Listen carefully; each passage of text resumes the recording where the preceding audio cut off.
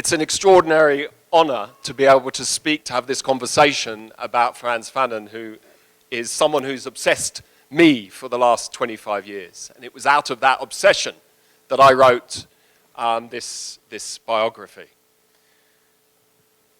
I'll just, by way of a very small anecdote, I was reading the book yesterday to prepare notes for the talk today while I was having dinner in a cafe in Johannesburg. And the waiter who served me pointed to the book and said, "I'm going to give you a discount if you have anything to do with that man." So there's also an excitement about Fanon and Fanon's ideas in South Africa today, which is very vivid. Dying in a Washington hospital in November 1961, with only weeks to live, Frantz Fanon, at the age of 36, knew that he wouldn't survive. He was told that he maybe would last until April 62. But he knew, a medical doctor himself, he knew that he probably wouldn't manage it. He also hated being in the States. He regarded America as a place of lynch mobs and racists. And he resisted, almost to his dying day, to receive treatment, the most advanced treatment of the day in Washington. But finally, he agreed to go. In those lonely days before his wife arrived, he wrote letters to friends, to comrades who he'd been involved with in the struggle. He wrote one letter, which is particularly moving, and I think summarizes some of Fanon's principal motivations. And this was to an Algerian brother, not a comrade. They described each other as brothers and sisters. And he wrote, "Brother, I want to say to you that death is always with us, and that the important thing is not to know if we can avoid it, but if we have done everything we can to fight for our ideas. What shocks me lying here in bed at a time when life is leaving me is not to die, but to die in Washington of acute leukemia, when I could have died months ago, facing the enemy, when I knew that I was sick. We are nothing on earth if we are not first of all slaves to a cause, the cause of the people, the cause of justice and freedom. I want you to know that even at the moment when the doctors had despaired, I thought again of the Algerian people, of the people of the third world, and if I held on, it was because of them." There can be no greater statement of Fanon's commitment and his life work.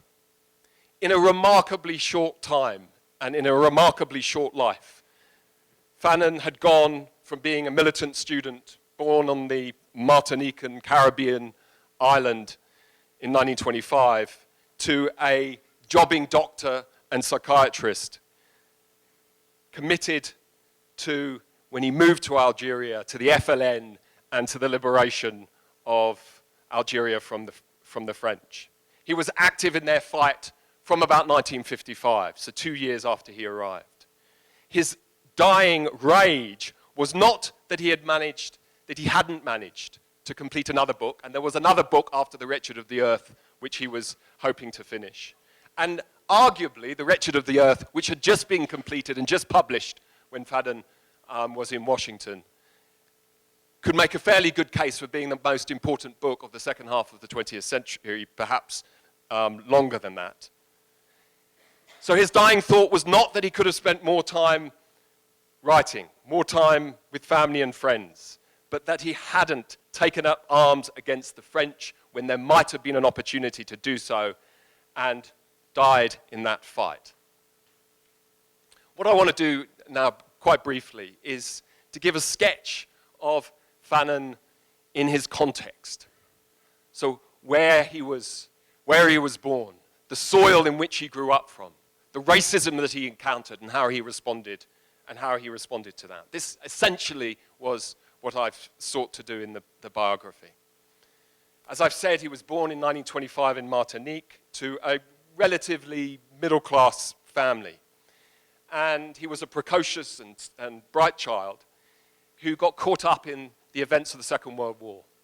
And he ran away from home to join the Free French, de Gaulle's army that were fighting against the Nazis in Europe. And at that point, and this is a key factor to remember, he was committed to the cause of the French Republic, to the ideas of equality, fraternity, and liberté. And he saw that the French nation, the French fight against Nazism, was one which was non-racial, that it did not make distinctions on the basis of people's skin. And the experience of the war opened his eyes to the lie that was the propaganda around the Second World War.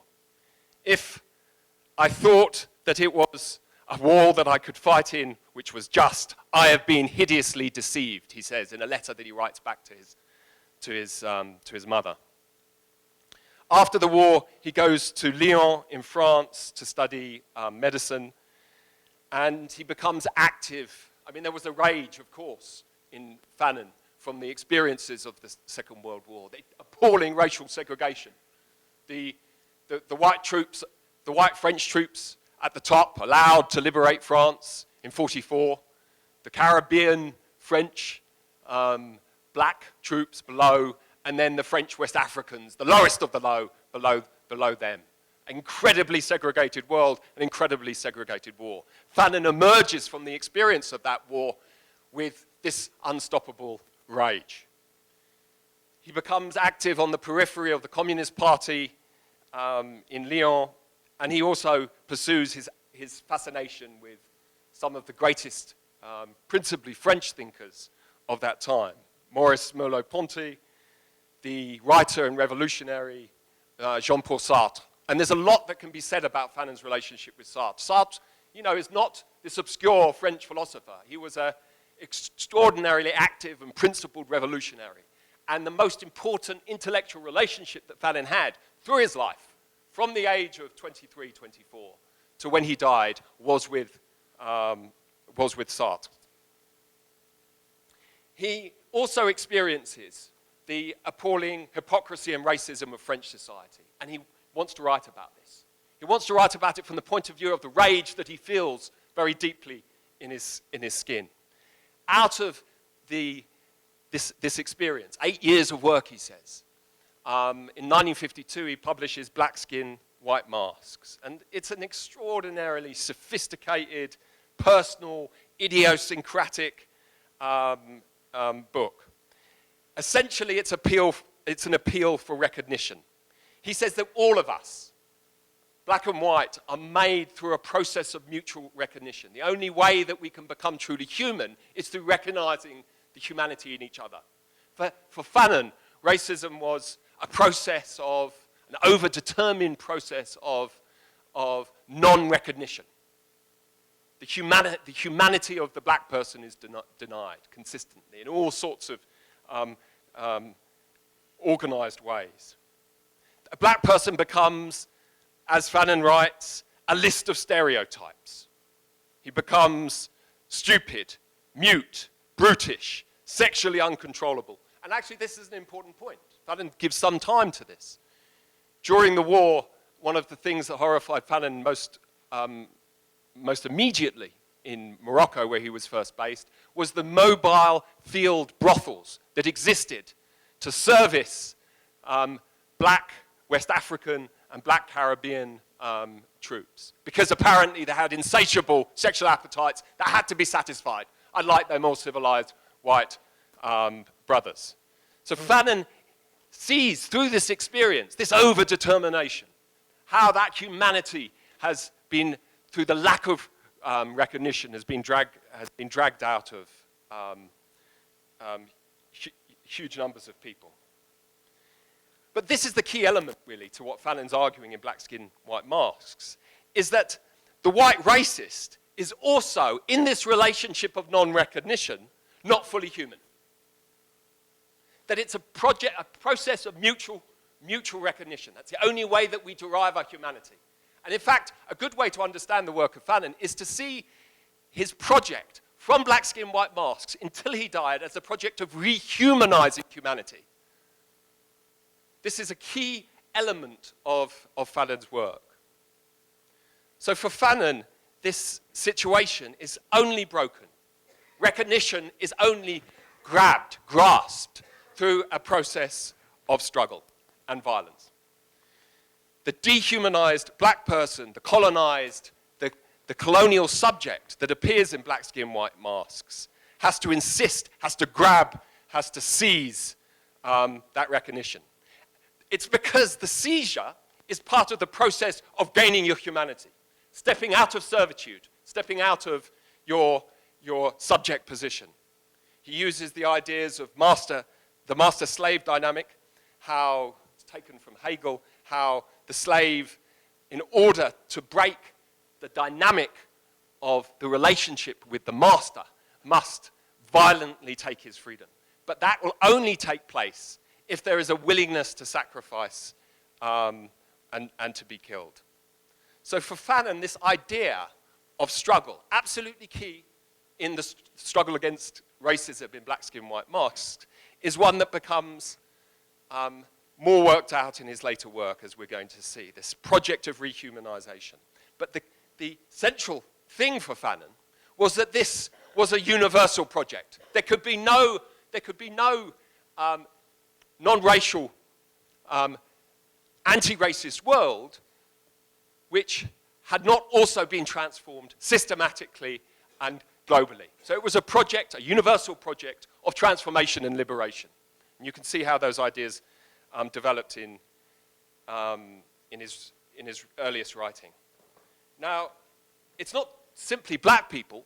The experience of racism that was incredibly hard-hitting and profound for Fanon was one that he saw again through the eyes of the Algerian guest workers, essentially, the migrant laborers in Lyon and in French cities. And he did a lot of his medical work with this population. And he wrote a fantastic article taking up ideas of recognition, where he says, if you do not demand the man, if you do not sacrifice the man that is in you, so that the man who is on this earth shall be more than a body, more than a Muhammad, by what conjurer's trick will I have to acquire the certainty that you too are worthy of my love?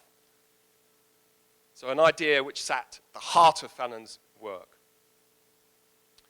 There's a slightly amusing story. Fanon writes this extraordinary book that has never been out of print, published in 1952, but he writes it initially for his medical degree. So he submits it to his professors.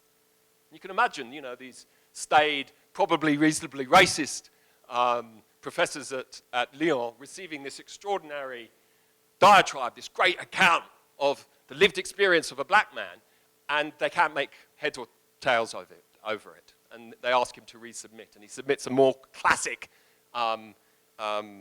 doctoral project. He becomes, after this, he specializes in psychiatry, still very much a minority medical activity in France at the time. And he, in 1953, he takes a job in Algeria. And I think this is an important point to remember. He doesn't take the job in Algeria because he knows that in 1954, a year later, a revolution will break out, which will transform the African continent and will have a fairly damaging and profound effect on French society. No, he doesn't know that's going to happen. Not many people do. He takes it because he's an ambitious psychiatrist. And he wasn't able to get a job in France for reasons which should be clear. Algeria was a French colony, officially not a French colony. In fact, it was a department of France.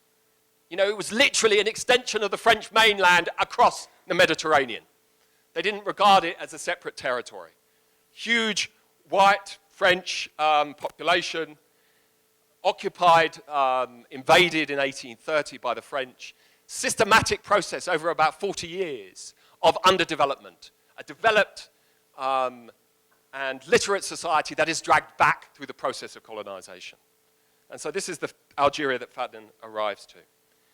Very quickly after he arrives, he becomes an active underground militant of the FLN. Incredibly important. Using the hospital that he's working at in Blida as a cover for his militant activities. And this is a point to remember about Fanon. He wasn't a man who wanted to write books. He didn't really even write any books, as I will tell you in a minute. But he used the hospital, his practice, as a psychiatry in order to treat FLN, the liberation movement in Algeria, their militants who were wounded in the fight against the French. He used the hospital as a cover to treat them. And eventually he gets found out. And he's given 24 hours, 48 hours notice, and he has to leave Algeria. He goes into exile. He enters a period of actually very interesting introspection and depression, disgusted by what's happened in Algeria.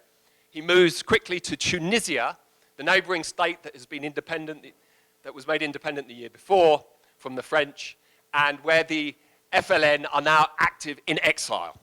And he becomes a militant, working almost full-time, or still as a doctor in the psychiatric hospital. And then in 1959, he writes the book, which if you haven't read, you must do everything you can to get hold of.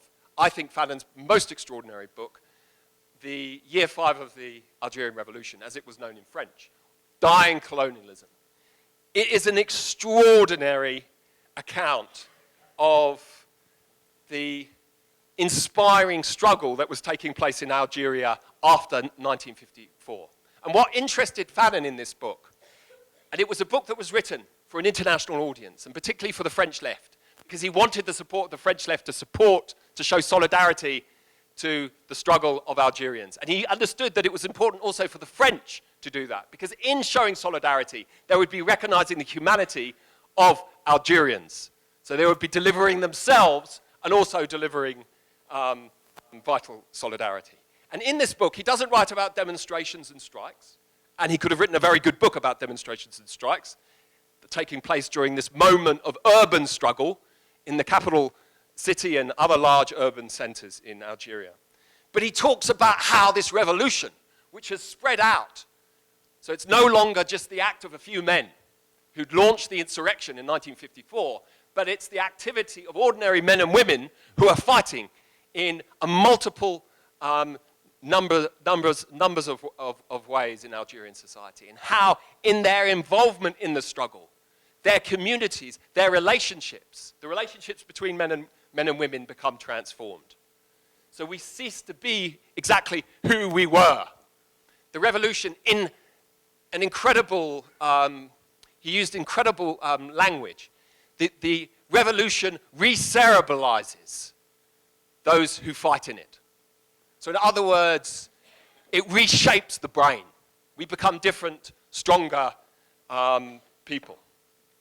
And Fanon wrote about how the private relationship between you and your husband, between your father, your children, become utterly transformed by this process of revolutionary change.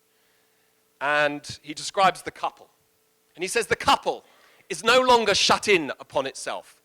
And how many of us here would be honest enough to admit that we've had a few relationships that are perhaps a little bit too shut in upon ourselves? It no longer finds its end in itself. It is no longer the result of the natural instinct of the perpetuation of the species, nor the institutionalized means of satisfying one's sexuality. The Algerian couple in revolution, in their activity, is becoming a link in the revolutionary organization, is transformed into a unit of existence. So these were the questions, these micro questions, if you like, which were so significant. He looks at the role of women. Fantastic chapter on the role of women and the use of the veil in the struggle for Algerian independence. He becomes a representative in 1959 of the provisional government of the Algerian Republic in Ghana for the whole of the continent. And this was his dream, really, to be a figure, not just a militant, but become a leading figure who could in some way shape the nature of Algerian independence. And he's based in Ghana. As we know, Ghana's independent in 1957. It was a compromise. It was a heroic struggle. It was a victory, but it was a compromise independence. And from that compromise, and from the time, incredible amount of time that Fanon spends in independent Africa, as countries are beginning to emerge into independence, he learns an incredible amount. More, I would argue, than anyone writing at the time. In 1960, at the end of 1960, after a grueling, extraordinary trip to the south of Algeria, and it's an important side story. Fanon is charged with trying to find the revolution, the military struggle, and it's become increasingly a military struggle that is fought externally and by armies inside Algeria, is faced with an incredible crisis. They can't really communicate. They're locked into Algeria. There's a problem of supply.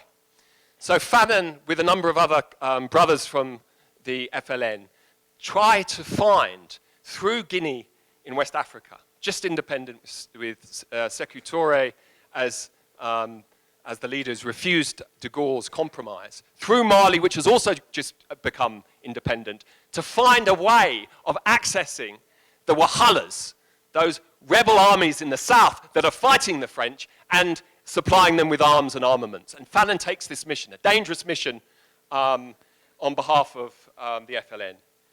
And this is what he writes. And it was never meant for publication. It was published several years ago. His field journeys from this trip. We must immediately take the war to the enemy. Leave him no rest. Harass him. Cut off his breath. Let's go. Our mission to open up the southern front, to bring in arms and munitions from Bamako. Stir up the populations of the Sahara. Infiltrate our way into the plains of Algeria. Having taken Algeria to the four corners of Africa, we must go back with the whole of Africa to African Algeria, towards the north, towards the continental city of Algiers. That is what I want. Great lives cross the desert, to wear the desert out, to deny it, to bring together Africa, to create the continent, take the absurd, the impossible, rub it up the wrong way, and hurl a continent into the assault. No greater, more brilliant, more poetic description of what Pan-Africanism meant. Not the hollow slogan that is raised like a banner, meaningless, these are Fanon's words, meaningless and empty, but a plan for action, of bringing the continent onto the side of one of the most important armies fighting colonialism in the north. The meaningfulness of that Pan-Africanism at the heart of Fanon's work is inspiring. The end of that journey, he returns, 7 weeks to find this supply route. He returns and he's sick and he can't recover his strength and he doesn't know what it is. So he goes to see a doctor in Tunisia and he gets diagnosed with leukemia. And then Fanon's a doctor. He realizes that leukemia is a death sentence. He thinks maybe he'll have, at the most, with some treatment, 3 or 4 more years of life. But something else happens to him with this death sentence that he receives in December 1960. He becomes almost unstoppable. And there was a rage in Fanon which was unstoppable. But he becomes now completely unstoppable because he knows that there's a lesson that only he can teach about the failures of independence and national liberation that he's experienced and seen in the last 3 or 4 years of his work for the FLN. He is disgusted what he sees happening on the continent. But more than disgust, new nations coming into independence, which he celebrated, was among the first to celebrate, he sees containing within them not simply the seeds that will germinate in a few years, but with the destruction which will unravel almost immediately on independence being proclaimed. And this is the question that haunts him. So he's disgusted at what's happening, but more than disgust, which any of us can have, he has a position of extraordinary historical and theoretical understanding. And he starts, in a hunger. And he wants to write a book not because he wants to be a professor at a university. He wants to write this book because he wants to warn Algeria and he wants to warn the continent of the dangers that await them. So it's a book as a cry, literally a cry from the point of death to those who are awakening to their freedom. And this is the story that Fanon begins to tell in The Wretched of the Earth. He sees decolonization as almost its opposite, as a failure. as a cage or a prison. And he sees how it is very quickly, on independence being announced, taken over by a caste, and he uses wonderful terms, caste of profiteers, a petty bourgeoisie, a middle class, an intelligentsia. You know, he's almost struggling to find an insult, a description, which can get to the craven and appalling nature of this class who've led the struggle for independence. But finally he says, this little caste, avid and voracious, only too glad to accept the dividends that the formal colonial powers hand out to it. It gives us nothing. We can expect nothing.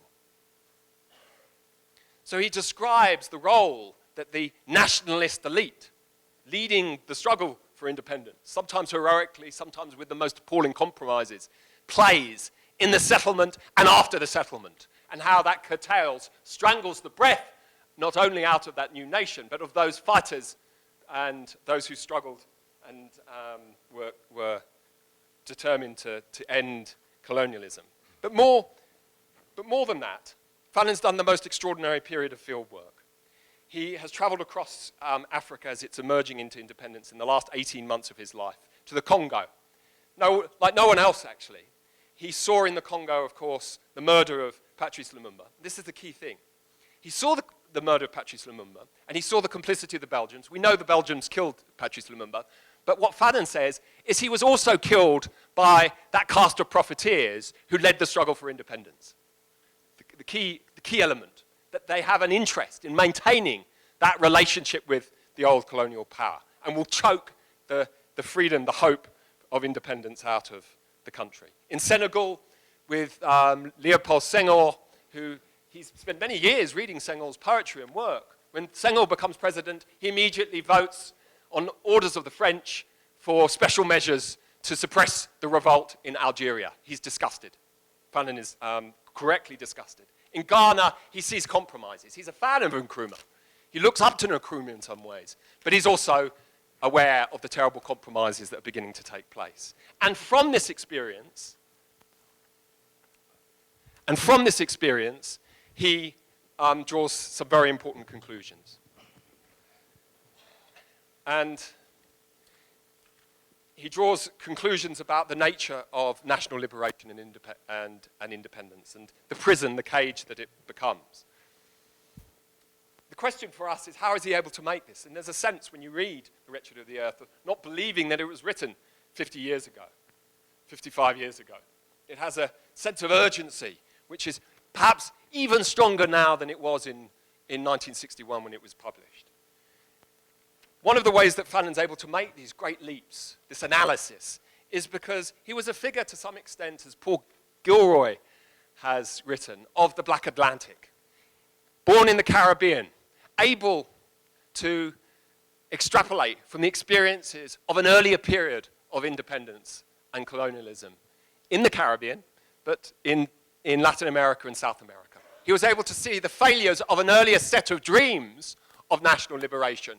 And if you like, take that experience, analyze it, bring it to bear on what was taking place in Africa, in sub-Saharan Africa in the late 1950s and 60s.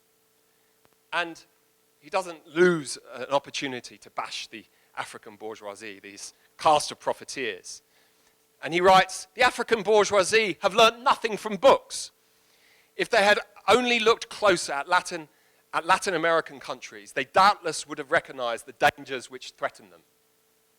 And Fanon's appeal, almost his final appeal in The Wretched of the Earth, is for ideology. He says there's a dreadful lack of ideology, a lack of thinking, a lack of serious understanding that we desperately need. However, the book is written in an incredible hurry, almost in a fever, literally in a fever. You know, he writes it on his deathbed. And he makes errors. He makes errors that comrades I met to interview for the book, who knew him, friends, brothers in the struggle, identified. To a man dying, how are we able to criticize his ideas? But he overlooks the role, which is a serious omission of the working class. He celebrates the peasantry. He gives them almost the role that Karl Marx gives to the working class in his writings. He doesn't see or recognize the role that the working class can play as a key and fundamental element of the struggle for national liberation. And this is not just an abstract point. It's more fundamental than that, because taking place under his nose was the struggle of the Algerian working class. In the demonstrations and strikes of December 1960 in Algeria, it's the working class that forced the French, finally, to accept that the game is up and then they're going to have to decolonize. So the class played a role. The urban struggle was absolutely fundamental.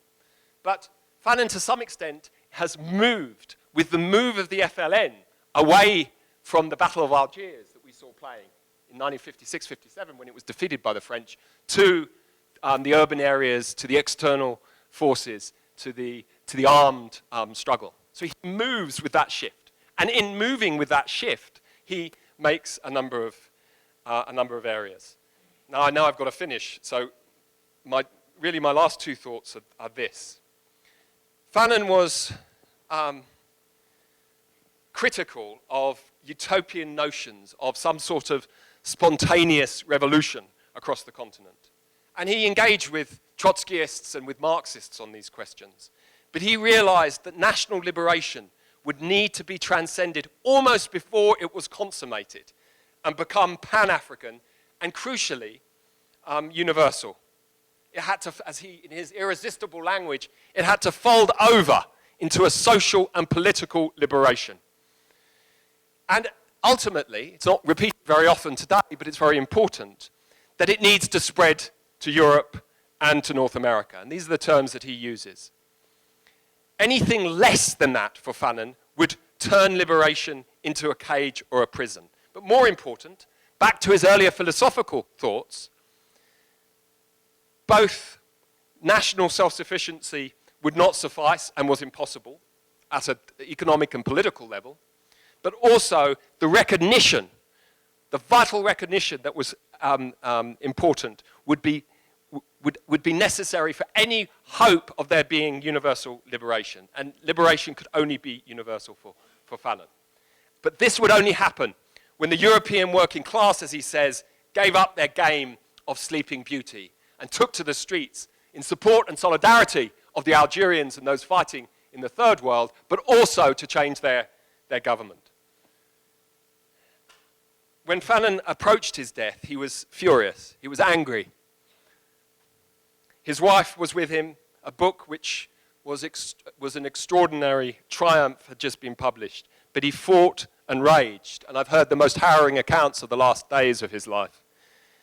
There could be absolutely no solace when confronted by death. Life for Fanon meant holding on to the people that you loved and raging against oppression in the struggle for real, final human liberation.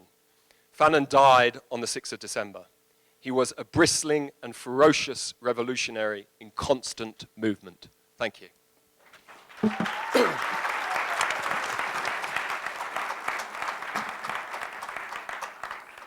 Thanks, Leo. The University of Johannesburg. Rethink, reinvent.